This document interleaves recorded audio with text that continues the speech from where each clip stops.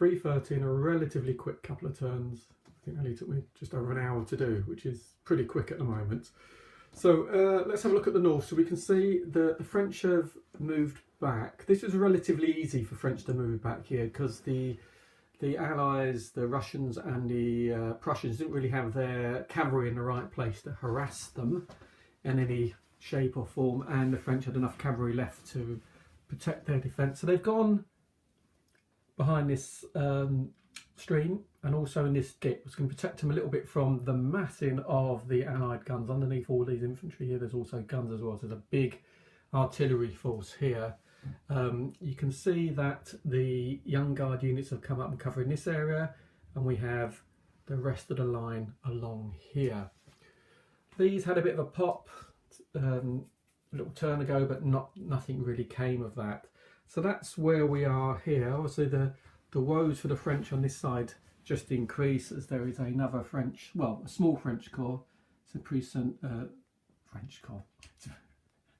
Russian corps coming on here from the road to Hull, which will allow, these have sort of moved a little bit that way, so the idea is they can sort of come around this way, and maybe these will have a go at pushing through the middle.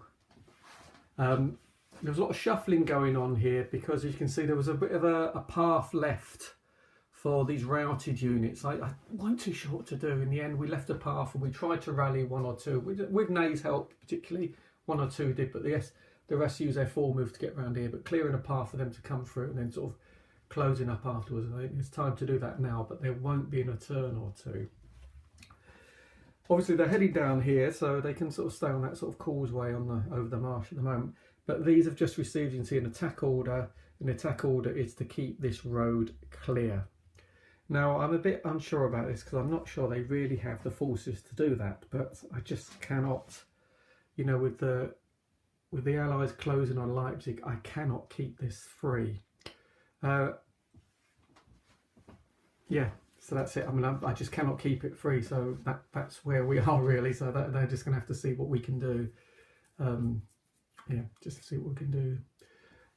To the south, this has been, particularly here, this has been quite interesting withdrawal because there's a really sort of cat and mouse aspect to the withdrawal because, you know, there's both sides have, well, their cavalry's pushed back, but both sides had cavalry hovering around waiting to see if there's any weakness or opportunities. Led to quite a sort of cat and mouse withdrawal.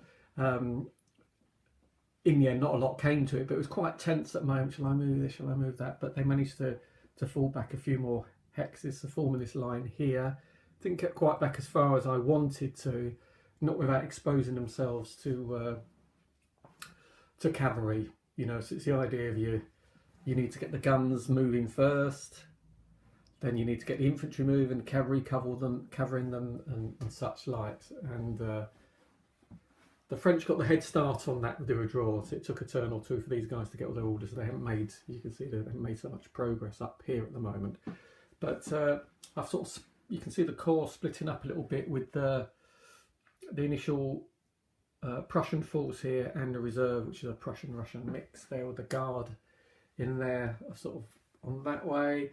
We can see that the Russian units, which are still in this pretty good shape, that corps in pretty good shape still, with those grenadiers in there.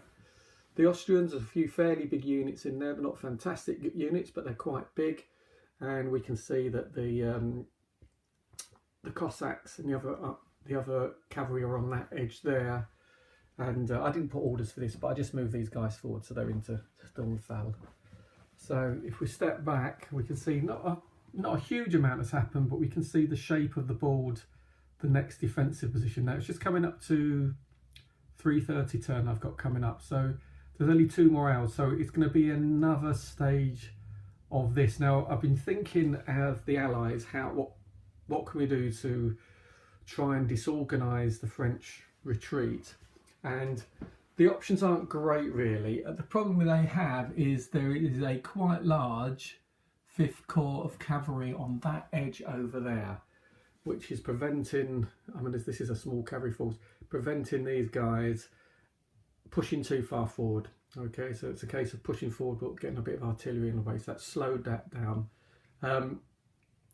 Again, if these guys, if there's an opportunity, I've got some Kington cavalry, lots of cavalry around here, as you can see. Where have they got to? Okay, so I've got these guys here. There was some in the middle here as well. Have I moved them on? I might have moved them away. Yeah, it looks like I've left them behind last turn. Okay, so there's a few, you know, there's an opportunity here. Bought some more guns here, a bit of a gun exchange, a couple of artillery pieces lost from each there. I mean, I think it's unlikely anyone's going to have a significant breakthrough on that flank at the moment. Both sides are pretty fatigued, so there's a reluctance to really close at the moment. You know, as I explained before, closing, you get that defensive fire against you first. And when your morale's dropped by one, or even there's a couple of units in there, you've got double fatigue penalties. It's just too dicey. It's not worth the trouble. This is a concern. This is a concern. I almost thought about sending the garrison down here to make sure this is clear. But I am worried. I am worried of what's going to happen here. I do feels like an inevitable steamroller, and the problem we're going to have is just arranging the falling back and the routing units. That's going to be a significant problem, because they always fall back to their line of communication. So basically into Leipzig and along this causeway here. And that can stack up quite. That's going to be a significant problem. And if we could get rid of all these guys, it'd be fantastic, because we could just use this whole plain here as a reorganisation area.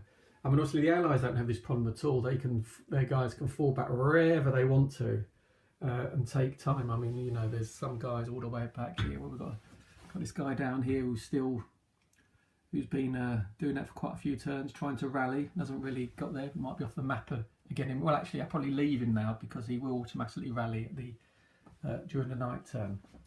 So that's where we are. I'm not anticipating any huge breakthroughs from either side before nightfall, although both sides, particularly the Allies, will be looking for any small advantage they can get. The idea is to try and stretch this line, but it's problematic with the cavalry there. I mean, there is some cavalry. Allies still have some cavalry, but it's not as good as what the French have remaining on that side of the field. There is the Guard cavalry, which I've considered sending over there, because they're not doing a lot there at the moment. And they could probably get around there by sort of nightfall, I'm guessing.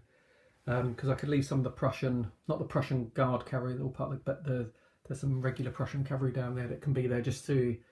You need it to keep these guys on their toes when they're withdrawing, because if there's no real threat to them, they can just pull back and do what they like and don't worry about resetting up guns or setting up defensive positions. But if you can always apply a little bit of threat to them, then it just makes it a little bit more cautious, makes it a little bit slower. And like I said, you know, it's prevented the French falling back quite as far as they would like to have done.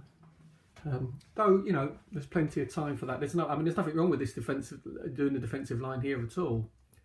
It's mainly the issue of here and getting, if this falls suddenly, let's say to the Allies get to the gates of Leipzig and there's still, I don't know, once, you know, there's sort of 2 or 3 turns of movement to get back there, that could be a major headache for them.